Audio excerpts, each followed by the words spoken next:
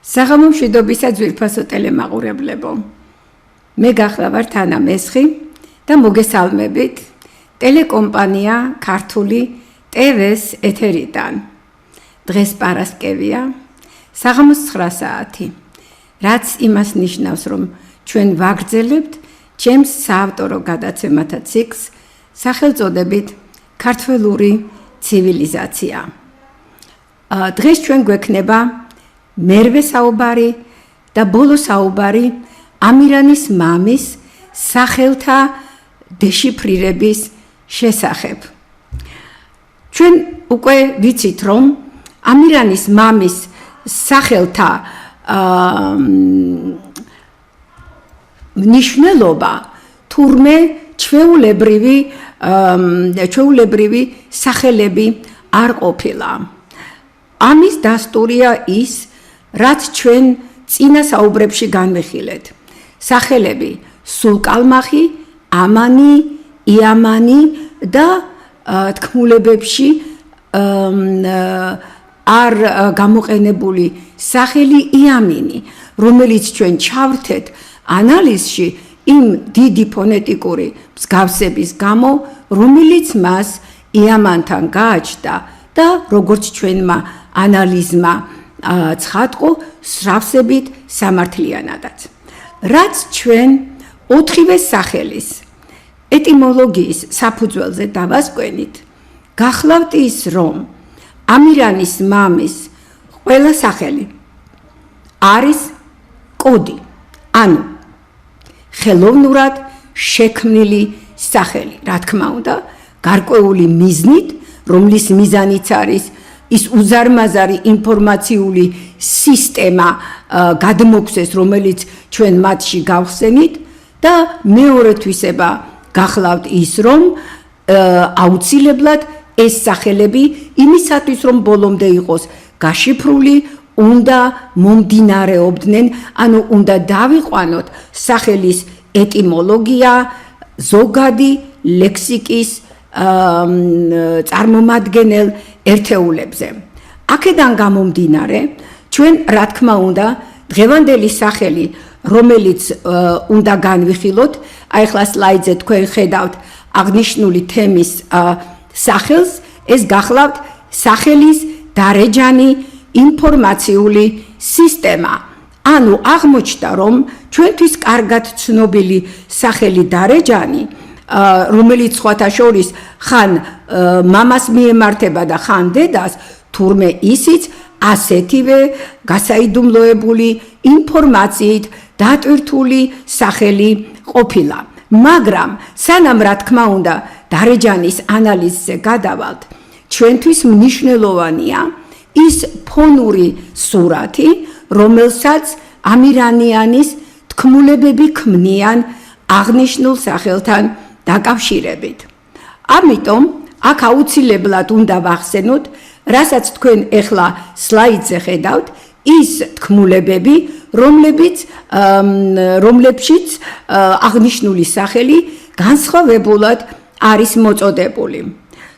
ყველასთვის კარგად ცნობილია, რომ დღესდღეობით სახელი დარეჯანი და მოყოლებული ჯერ კიდევ მე-12 საუკუნიდან, ანუ ვეფხისტყაოსნის დაწერიდან შეიძლება ეს უფრო ადრეც ასე იყო, რომ სახელი დარეჯანი მიემართებოდა ქალს. მაგრამ არის ისეთი შემთხვევებიც ამირანიანში, სადაც სახელი დარეჯანი მიემართება ამირანის მამას.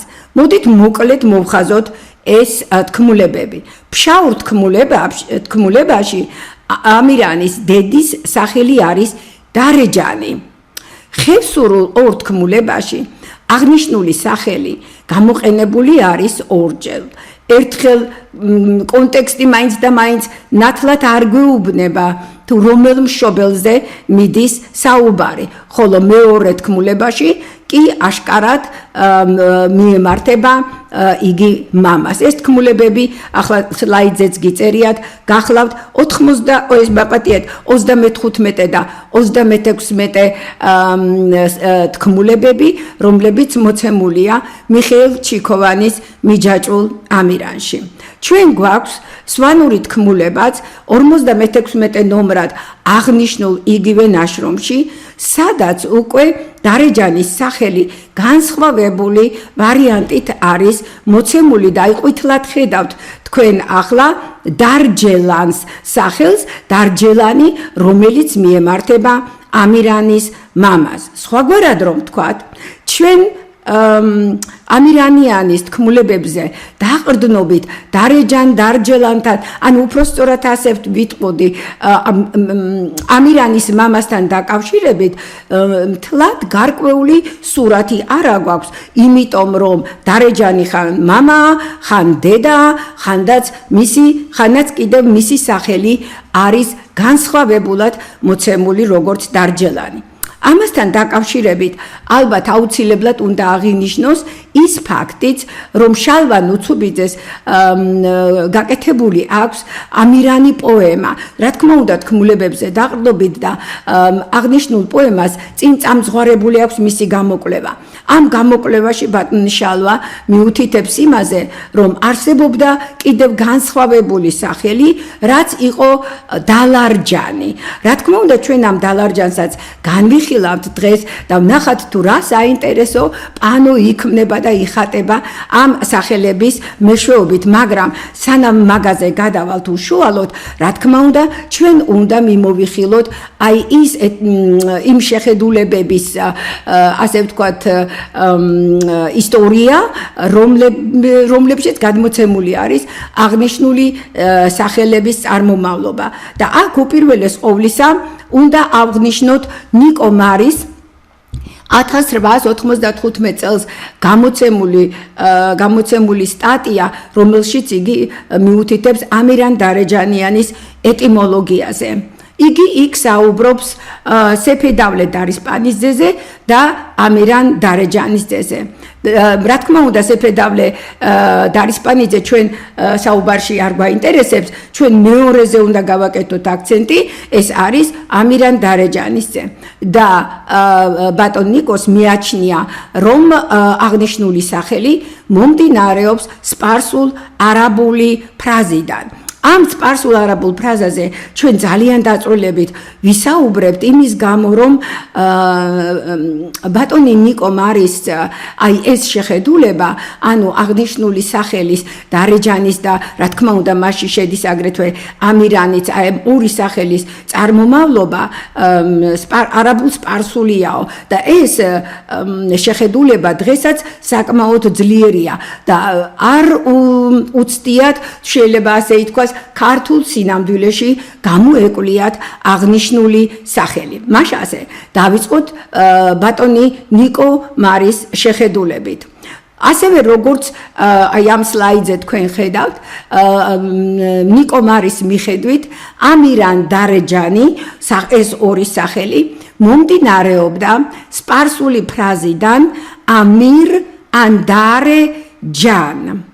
მისი აზრით აღნიშნული სახელი მომდინარეობდა აი შუაში რომ ანდარე ჩანს, ანუ მეორე სიტყვა ამ ფრაზისა, აი ამ სახელის გაყოფით. ანუ იგულისხმება, აი ამ სლაიდზე უფრო ნათლად ჩანს ალბათ, იგულისხმება რომ ამირ, რაც ბატონს ნიშნავს, ხო, მას ემატება ანდარეს პირველი მონაკვეთი, პირველი მარცვალი, ან რის შედეგადაც ჩვენ ვღებულობთ ამირ ან, ხოლო მეორე კომპონენტი ეს გახლავთ დარ და იგი ემატება მის შემდგომ დასმულ სიტყვას, რომელიც არის ჯან და მივიღეთ დარე ჯან.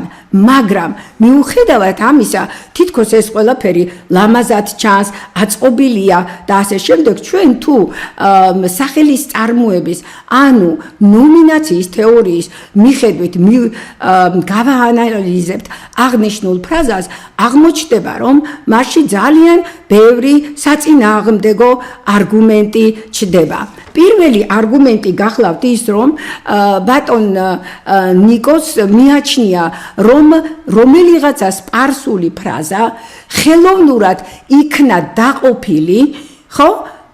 მეორე სიტყვის საფუძველზე ხელოვნურად იქნა დაყოფილი და ამის საფუძველზე მოსახონელმა შექმნა აღნიშნული სახელები. ამასთან დაკავშირებით მინდა მოგახსენოთ, რომ აი ასეთი ხელოვნური დაყოფის ფორმულა თუ შეიძლება ასე ითქვას ნომინაციის თეორიაში ან და ლექსიკოლოგიაში, სადაც სახელების წარმოების ფორმულები განიხილება, მსგავსი არაფერი არ არის მითითებული. მეტიც ენათმეცნიერების ენციკლოპედიაში ნათქვამია პირდაპირ, რომ თანდებულის გამოყენებით და ან და არა გახლავთ სწორედ თანდებული სახელების, საკუთარი სახელების განსაკუთრებით წარმოება, როგორც წესი არ ხდება. აქედან გამომდინარე, უკვე ეს ჩვენი ასე ვთქვათ მსჯელობა და აი ეს კონკრეტული აქსიომა ენათმეცნიერული უკვე ჩვენ გვაფიქრებინებს იმაზე, რომ ნიკო მარის, ამირან დარეჯანიდან წარმომავლობა ქართული ორი სახელისა კითხვის ნიშნის ქვეშ დგება. მეორე არგუმენტი ამის საწინააღმდეგოდ, ანუ მარის ეტიმოლოგიის საწინააღმდეგოდ ის გახლავთ, რომ ეს ფრაზა, სპარსული ფრაზა არათუ დაჩეხეს ხელოვნურად, არამედ ეს ფრაზა აღებული არის სრულიად სხვა ენიდან და სხვა ენის გარკვეული ფრაზა დაჩეხეს და შემდეგ აი ამ დაჩეხილი ელემენტების გამოყენებით აწარმოეს ერთ-ერთი მნიშვნელოვანი ეპოსის ორი ძალიან დადებითი გმირის სახელის წარმოება. ახლა ამასთან დაკავშირებით უნდა აღინიშნოს ის, რომ თვითონ თანდებული ან დარე, რომელიც ნიშნავს ში და ზე, ძალიან სპეციფიური სიტყვაა და რატომ? იგი შეიძლება შეხვდეს ცალკეც, როგორც ან და როგორც დარე, მისი მნიშვნელობა არის ში ან ზე, მაგრამ ვინაიდან ნიკო მარი მას განიხილავს როგორც ერთი მთლიანი თანდებული ფრაზაში ამირ ან დარე ჯან, რა თქმა უნდა, ჩვენ აუცილებლად სწორედ ნიკო მარის მიერ მოცემულ ერთეულებს უნდა მივყვეთ, რომ ჩვენი ანალიზი იყოს ობიექტური. თანდებულები, როგორც წესი, წარმოადგენენ სტრუქტურულ ელემენტებს. ანუ ეს ისეთი სიტყვაა, რომელიც გვეხმარება სრულ მნიშვნელოვანი სიტყვების ერთმანეთთან დაკავშირებაში. ეს კი იმას ნიშნავს, რომ თუ მე ეს თანდებული გავყავი შუაზე, ირღვევა მისი როგორც სტრუქტურული შედგენილობა, ასევე მისი სემანტიკაც, იმიტომ რომ მისი მნიშვნელობა ლექსიკური კი არ არის, არამედ რელაციურია, ანუ მიმართებითია. რას ნიშნავს ახლა ეს? თუ მაგალითად არსებითი სახელი ზეცართავის მნა და ასე შემდეგ, რიცხვითი და ასე შემდეგ, ესენი სრულ მნიშვნელოვანი სიტყვები გახლავთ, თუ ჩვენ ავიღებთ თანდებულებს, როგორიც არის კენ, გან და ასე შემდეგ, ეს თანდებულები გამოხატავენ მხოლოდ და მხოლოდ მიმართებას, გამოხატავენ მხოლოდ და მხოლოდ რელაციას, ანუ ეს სიტყვები, სრულ მნიშვნელოვანი სიტყვები, ერთმანეთს როგორ უკავშირდებიან. და თუ მე მაგალითად ავიღე ქართული თანდებული კენ და გავყავი იგი კე და ნუზე, ხო? რას მივიღებ? მე მთლიანად ვარღვევ აღნიშნული თანდებულის როგორც სტრუქტურას, ასევე მის სემანტიკასაც, აი ამ მიმართებით სემანტიკასაც. აქედან გამომდინარე, თუ ან და არა თანდებული გავყავი შუაზე და აი ეს ორი კომპონენტი მივიღე, იგი უკვე თავისი სტრუქტურითანაც დაცლილია და თავისი სემანტიკიდანაც დაცლილია და გამოდის, რომ დაცლილი კომპონენტები უნდა მიუმატოთ სრულ მნიშვნელოვან სიტყვებს იმისათვის, რომ მივიღოთ ძალიან დიდი, უბრალოდ მოდით ასე დადებითი მოქმედი გმირის სახელი, რაც ფაქტობრივად ყველანაირ ენობრივ ასე ვთქვათ ლოგიკას ეწინააღმდეგება. აქედან გამომდინარე, თვითონ ის ფრაზის მნიშვნელობა, რაც არის მსოფლიოს უფალი, მსოფლიოს ხელმწიფე, რა თქმა უნდა, გარკვეულწილად უკვე კითხვის ნიშნის ქვეშ დგება. ანუ როგორ შეიძლებოდა აი ამ ფრაზის საშუალებით მიგვეღოს სწორედ ქართული ამირანი და ქართული დარეჯანი. მეტიც არგუმენტების რაოდენობა სხვათა შორის ამ თეორიის, ამ შეხედულების წინააღმდეგ საკმაოდ ბევრია და ცოტა არ იყოს გაოცებული ვარ, რომ ენათმეცნიერებმა აქამდე ეს ვერ შენიშნეს. აი და კიდევ ერთი დამატებითი არგუმენტიც, რომელიც მიმაჩნია, რომ მნიშვნელოვანია. როდესაც ჩვენ ზოგადად ვსაუბრობთ ეტიმოლოგიაზე, ეს იმას ნიშნავს, რომ ჩვენ აუცილებლად უნდა ჩავიდეთ ამ სახელის იმ პირველ წყაროზე, რომელიც ზოგადი ლექსიკის ერთეულია. ამ შემთხვევაში, როგორც თვითონ ნიკომარი აღნიშნავს, ამარ, უბრალოდ უკაცრავად ამირან დარეჯან, ხო? ამირა ესო ბატონს ნიშნავსო და არაბულიდან არის აღნიშნული სიტყვა და ტიტულად არისო სპარსულში გამოყენებული. თუ ეს ასია, მაშინ გამოდის, რომ აღნიშნული სახელი ამირა ამ შემთხვევაში ყოფილა თურმე არა სპარსული, არამედ ყოფილა სპარსულ არაბული და ეხლა წარმოიდგინეთ მოსეხონელი, რომელმაც აიღო და ეს სპარსულ არაბული ფრაზა დაჩეხა, მიჩეხა, მიიღო ეს სტრუქტურულად და სემანტიკურად დაცლილი ერთეულები, ერთი მხრივ მიაბა იგი არაბული წარმოშობის სახელს, რომელიც სპარსულში იხმარებოდა და მეორე კი სპარსულ სიტყვას ჯან, მაგრამ ეს ჯანიც ძალიან პრობლემატური სიტყვა გახლავდა და ახლავე მოგახსენებთ.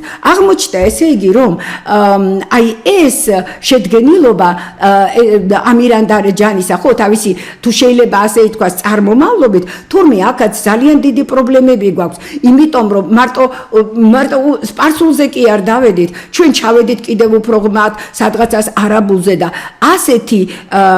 ასეთი თუ შეიძლება ითქვას ფაზები, ხო, სიტყვის მნიშვნელობის გაშიფრვაში მხოლოდ და მხოლოდ შესაძლებელია, რომ წარმოადგენდეს შუალედურ საფეხურს, მაგრამ არავითარ შემთხვევაში მის საწყის ფორმას. ახლა ავიღოთ კიდევ ერთი ფრიად საინტერესო არგუმენტი ნიკომარის დებულების წინააღმდეგ და ეს გახლავთ უშუალოდ ენათმეცნიერული არ არის, მაგრამ ძალიან მნიშვნელოვანია თავისთავად იგი ისევ და ისევ საწინააღმდეგო არგუმენტის წამოსაყენებლად. საქმე იმაშია, რომ მოსეხონელის შესახებ ჩვენ ბევრი არაფერი არ ვიცით გარდა ვეფხისტყაოსნის ეპილოგში ნახსენები ამირან დარეჯანისძე მოსესუქია ხონელსა, მაგრამ ჩვენ ვიცით მართალია ძალიან მწირე ფაქტები ხონელის შესახებ, ვიცით რომ იგი თამარის კარზე მდივან წიგნობრად მუშაობდა. მდივან წიგნობრობა სამეფო კარზე ნიშნავდა იმას, რომ მას ებარა მთელი დოკუმენტაცია, რაც კი სამეფო კარზე ხდებოდა. გარდა ამისა, იგი აუცილებლად უნდა ყოფილიყო ძალიან განათლებული პიროვნება, რომ ასეთ სერიოზულ თანამდებობაზე ყოფილიყო დანიშნული. და მეცაც მოგახსენებთ, როგორც ივანე ჭავახიშვილი თავის ქართულ პალეოგრაფიაში ახსენებს, მდივან წიგნობრების ერთ-ერთი ფუნქცია გახლდათ ენის სიწმინდის შენახვა. და თუ მოსეხონელის ერთ-ერთი ამოცანა, უпростоრად ერთ-ერთი ფუნქცია იყო სწორედ ქართული ენის სიწმინდის შენახვა, აბსოლუტურად გაუგებარია, რატომ უნდა აეღო მას სპარსულ არაბული ერთეულებისაგან შემდგარი ფრაზა, დაეჩეხა იგი და შემდეგ გამოეყენებინა ისეთი მნიშვნელოვანი გმირების სახელებად, როგორიც არის ამირანი და დარეჯანი. ახლა გადავიდეთ მესამე სიტყვაზე, ეს გახლავთ სიტყვა ჯან. ჯან სიტყვა ისევ მარის მოწოდებული ინფორმაციით, რა თქმა უნდა, მომდინარეობს სპარსული სახელიდან ჯაჰან, მაგრამ იგი არის შემოკლებული ფორმა და შემოკლებული ხასუსვავ, შემოკლებული ვულგარული ფორმა სახელისა ჯაჰან, რაც მსოფლიოს ნიშნავს ქვეყანას და მის მსგავს წარმონაქმნებს. აქედან გამომდინარე, გამოდის, რომ ერთი მხრივ სამ სიტყვიან ფრაზაში გამოყენებული არის არაბულ სპარსული ერთეული ამირა, მეორე შემთხვევაში, ანუ მეორე სიტყვის შემთხვევაში აღებულია თანდებული, რომელიც არის ხელოვნურად გახლეჩილი და დაარღვეული აქვს სემანტიკური და სტრუქტურული შედგენილობა და მესამე ერთეული ყოფილა თურმე ვულგარული შემოკლება სახელისა მსოფლიო. გეკითხებით, რანაირად შეიძლებოდა, რომ მდივან წიგნობას, რომელსაც ჰქონდა იმ დროისათვის საოცრად დიდი განათლება ამ სფეროში და მისი მოვალეობა იყო, რომ ქართული ენის სიწმინდე შეენახა, გამოეყენებინა ასეთი ფრაზა, ერთ-ერთი უშესანიშნავესი ნაშრომის მისი ნაწარმოების ამირან დარეჯანიანის შექმნაში. რა თქმა უნდა, ეს ფაქტობრივად ყოვლად წარმოუდგენელია. ჩემი გადმოსახედიდან ყოველივე ამ არგუმენტს კიდევ ერთი ემატება. ჩემი გამოკვლევების საფუძველზე, რომელიც აგერ უკვე 30 წლის განმავლობაში, ასე ვთქვათ, მდინარებს, ქართველური ენები იკავებენ ეგრეთ წოდებული პროტოშუმერული ენის ადგილს. გარდა ამისა, მე ჩემს საუბრებში აგრეთვე ვახსენე ისიც, რომ ქართველური ენები წარმოადგენენ სწორედ იმ სისტემას, რომელსაც შესაძლებელი სტანდარტი უნდა ვუწოდოთ. და აქედან გამომდინარე, მე თუ ქართველური ენები და მისი ლექსიკა ფაქტობრივად სადღაც მიმიძღვის ძალიან დიდ სიღრმეში მე-4000 წლეულის მინიმუმ მე-4000 წლეულის მეორე ნახევარში, აქედან გამომდინარე, მაშინ რატომ უნდა ესესხა მას რომელიმე სახელის საწარმოებლად სპარსულ, არაბულ და ვულგარული სიტყვებისაგან შემდგარი სახელი აბსოლუტურად გაურკვეველია, მით უმეტეს რომ სპარსეთის იმპერია მოგეხსენებათ, რომ ძველი წელთა აღრიცხვის მე-6-მე-4 საუკუნეებს მიეკუთვნება. ამიტომ ნიკო მარისის შეხედულება, რომ ამირანისა და დარეჯანის სახელები მომდინარეობს არაბულ სპარსული ეტიმონებიდან, არის უარსაყოფი და იგი და აღნიშნული სახელები უნდა მივიჩნიოთ ქართულ ნიადაგზე წარმოქმნილ ერთეულებად, მაგრამ ახლა ვნახოთ, რამდენად გამართლდება ჩვენი აი ეს შეხედულება. უპირველეს ყოვლისა, უნდა ითქვას, რომ ჩვენ უნდა გავაანალიზოთ, რა თქმა უნდა, ორი სახელი, ისინი, რომლებიც თქმულებებში არის მოცემული. და ერთ-ერთი მათგანია დარეჯანი, მეორე კი გახლავთ დარჯელანი. მაგრამ კითხვა ისმის, რომელი სახელით დავიწყოთ ანალიზი. აქ ჩვენ გვეხმარება ერთი ძალიან საინტერესო ტენდენცია, რომელიც გამოიკვეთა ენების ისტორიული განვითარების შესწავლის საფუძველზე. ეს გახლავთ ის, რომ რაც უფრო ძველია სიტყვა, მით უფრო გრძელია იგი და რაც უფრო ახალია, უფრო მოკლდება თანდათანობით. აქედან გამომდინარე, მე დარეჯანსა და დარჯელანს აი ამ პრინციპის მიხედვით შევადარებ, აღმოჩნდება, რომ აი ეხლა სლაიდზე ხედავთ თქვენ, რომ დარეჯანი შედგება 7 ბგერისაგან, სახელობითი ბრუნვის ნიშანი მხედველობაში არ მიიღება, ხოლო დარჯელანი შედგება 8 ბგერისაგან. აქედან გამომდინარე, უკვე თვითონ სახელთა შედგენილობამ ჩვენ ეს პრობლემა გადაგვიწყვიტა და გვითხრა, რომ ანალიზი, რა თქმა უნდა დავიწყოთ სახელიდან დარჯელანი და ამიტომ ეხლა დავიწყოთ დარჯელანზე მსჯელობა. რა თქმა უნდა, როდესაც ჩვენ გვაქვს სახელი, ის უნდა დავყოთ თავისი შემადგენელი მორფემების მიხედვით, ანუ მისი სტრუქტურა უნდა გამოვავლინოთ უპირველეს ყოვლისა და ვნახოთ, თუ რა ერთეულებისაგან შედგება იგი. ამ შემთხვევაში დარჯელანი იყოფა შემდეგ ერთეულებად. დარ და ამას თქვენ ეხლა სლაიდზეც ხედავთ, ხო? დარ, ჯე, შემდეგ გვაქვს ერთი ლ თანხმოვანი და შემდეგ ან. რა ვიცით აი ამ მორფემების შესახებ? ვიცით, რომ სახელი დარ დღესდღეობით მართალია დარს უდრის, კარგამინს უდრის, ნიშნავს აგრეთვე მზესაც, მაგრამ ამავე დროს მეგრული ენა მეუბნება, რომ მისი უფრო ადრეული მნიშვნელობა უნდა ყოფილიყო მარჯვე დრო. რატომ უნდა ქონოდა სიტყვას დარი მარჯვე დრო. რა თქმა უნდა, აღნიშნული სახელის ეს მნიშვნელობა დაკავშირებული იყო სასოფლო-სამეურნეო მოქმედებებთან, იმიტომ რომ როდესაც კარგი დარი იდგა, ის ამინდი, ის დღე იქნებოდა სასურველი სასოფლო-სამეურნეო მოქმედებებისთვის. ამიტომ დარის მნიშვნელობა თანდათანობით აი ამ მარჯვე დროიდან შეიცვალა. სიტყვათი მნიშვნელობი, უკაცრავად სიტყვა ფონეტიკურად იგივე კი დარჩა, მაგრამ სემანტიკურად მან მცირეოდენი ცვლილება განიცადა და რა თქმა უნდა, კარგი ამინდის გამცხუნვარე თბილი ნათელი ამინდისგან მერე რა თქმა უნდა აუცილებლად გადავიდოდა მზის მნიშვნელობაზეც. ჩვენ არ ვიცით რა არის ჯე, მაგრამ ჩვენ ვიცით თუ რა არის სულ ბოლო მორფემა, ეს არის ან.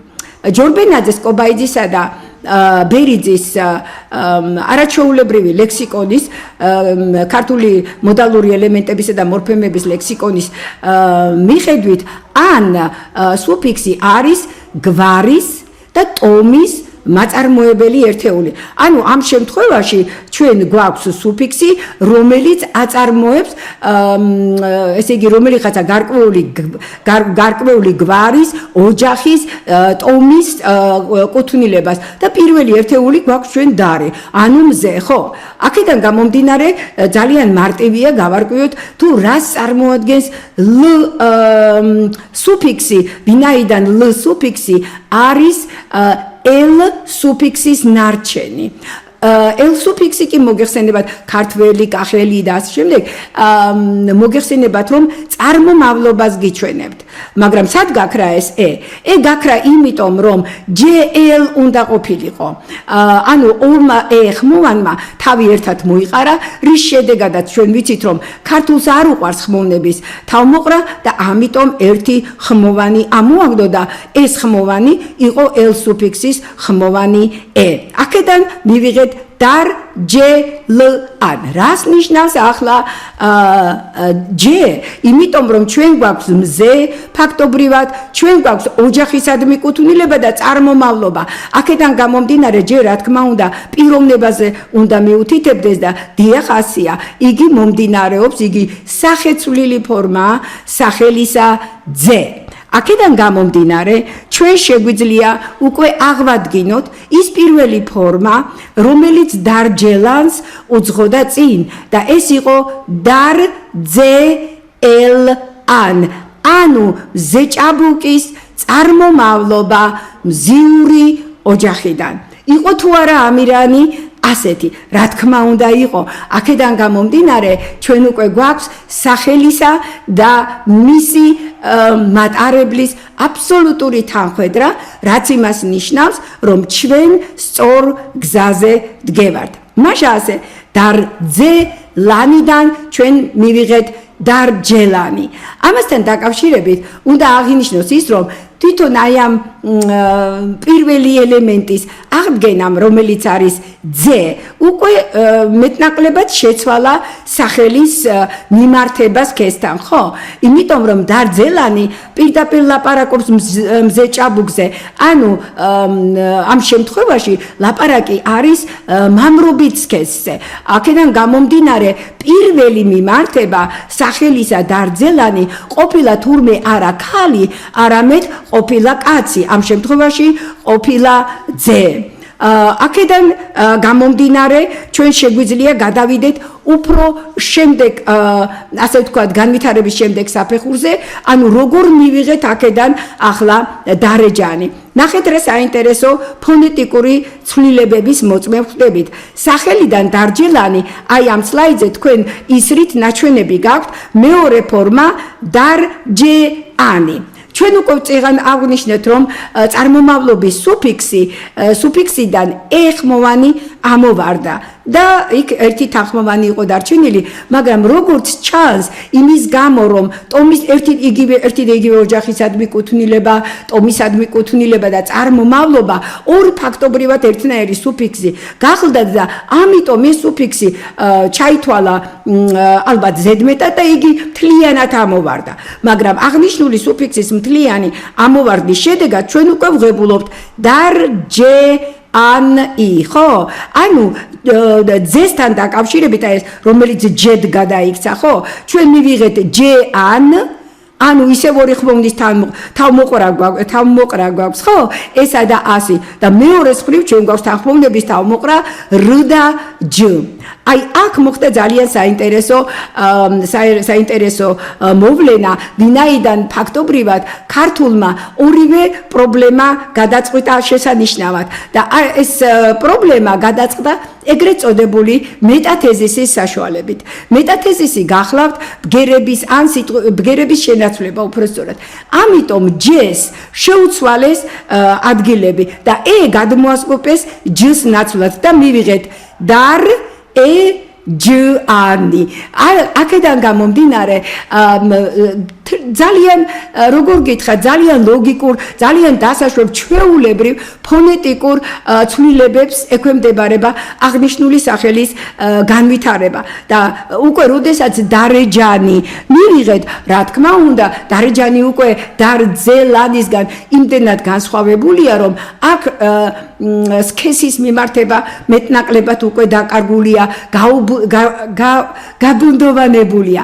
ამიტომ არის სწორედ ის ფაქტი, რომ ამირანიანის თქმულებებში ჩვენ გვაქვს ის შემთხვევაც, როდესაც დარეჯანი ხანკაცია და ხანქალია.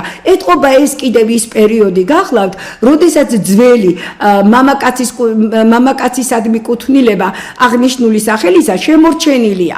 ანუ დარძელანის მნიშვნელობა ქართულში შემორჩენილია, მაგრამ ამავე დროს სახელის ფონეტიკური განვითარება უკვე თავის როგორ გითხრათ, თითქოს თავის წნეხს აამუშავებს, იმიტომ რომ რადგანაც განსხვავდება პირველი ფორმისგან, მან უკვე დაიწყო დედაზე, ანუ დაიწყო ქალზე ქალის აღნიშვნა.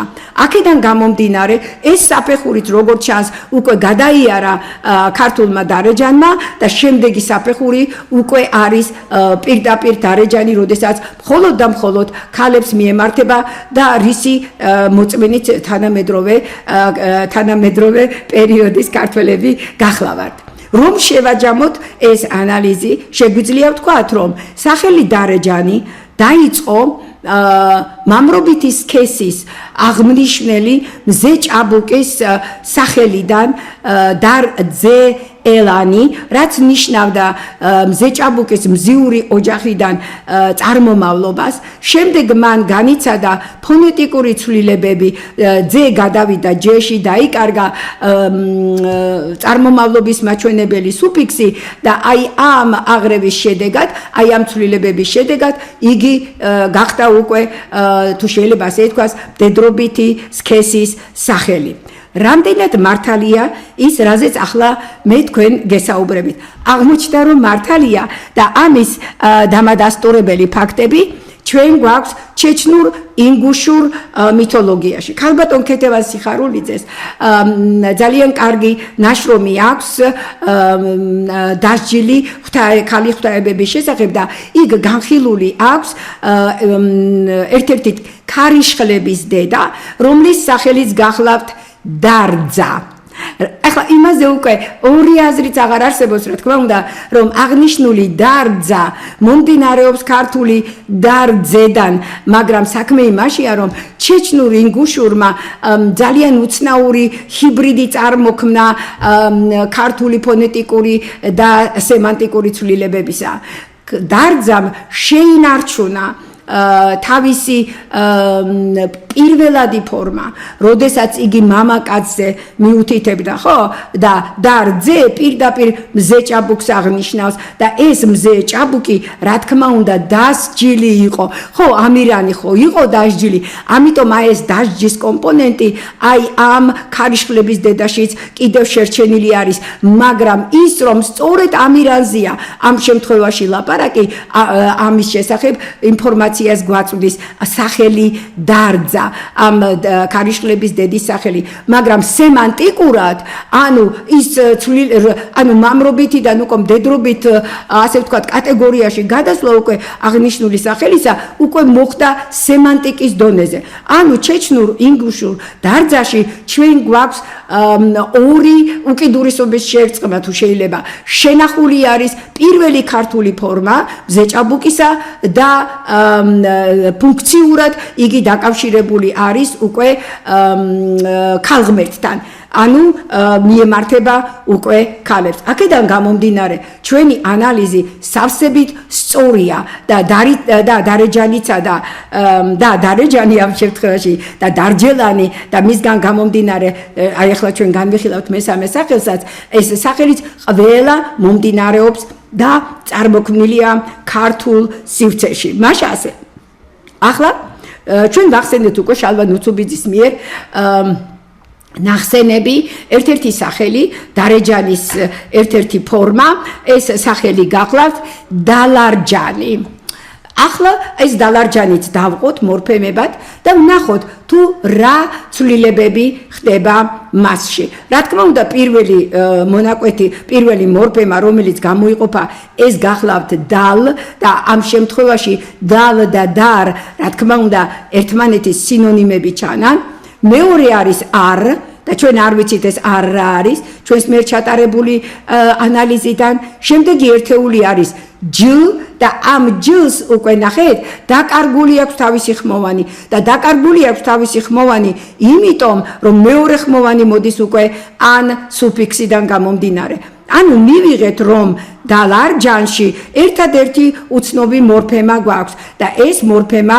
არის არ იგივე ჯორბენაძის კობაიტისა და ბერიძის არაჩვეულებრივ ლექსიკონში ჩვენ ამოვიკითხავთ რომ სუფიქსი არ სინამდვილეში წარმოადგენს მეგრულ ჭანურ სუფიქსს რომელიც გვიჩვენებს წარმომავლობას სხვაგვარად რომ ვთქვათ აი ეს არ და ჩვენი ქართული ელ ერთი და იგივე ფუნქციის მატარებლები არიან აქედან გამომდინარე დალარჯანი და დარჯელანი და მე უფრო კიდე წინა ფორმა და შემდეგი ფორმა უпростоრად დარეჯანი ფაქტობრივად ესენი სულ ერთი და იგივე ინფორმაციას გადმოგცემენ ეს ინფორმაცია არის მზეჭაბუკის შესახებ რომელიც იყო მზიური ოჯახიდან და ეკუთვნოდა სწორედ აი ამ ზეციური ოჯახის ერთ-ერთ წევრს. მაშასე ჩვენ ფაქტობრივად უკვე განვიხილეთ ყველა ის სახელი რომელიც დაკავშირებული არის ამირანის მამასთან და განვიხილეთ ისეთი სახელები რომლებიც უშუალოდ მხოლოდ ამირანის მამას მიეკუთვნებოდა და აი ეს ბოლო სახელი დარეჯანი და დარჯელანი იმისთვის შემოვიტოვე ასე ვთქვათ ბოლოსთვის რომ ჩვენ უნდა ამის მერე უკვე გადავიდეთ ამირანის დედის მეორე სახელის განხილვაზე რაც გახლავთ დალი დალის სახელი ძალიან რთული სახელია რთული ეტიმოლოგიური წარმომავლობის და ამავე დროს რთული ლინგვოკულტუროლოგიური ქსელის მქონე სახელი და აქედან გამომდინარე იმისათვის რომ იოლად გავიგოთ თუ აი ეს ურთულესი სისტემა როგორ შეიძლება ძალიან გასაგებად და მარტივად ითქვას ამაზე ნამდვილად ვიფიქრებ ბევრს და ვეცდები რომ შემდეგისთვის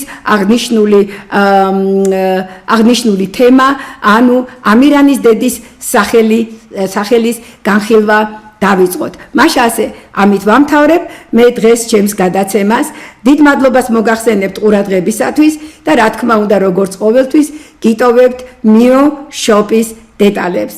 კარგად ბრძანდებოდეთ შემდეგ შეხვედრამდე.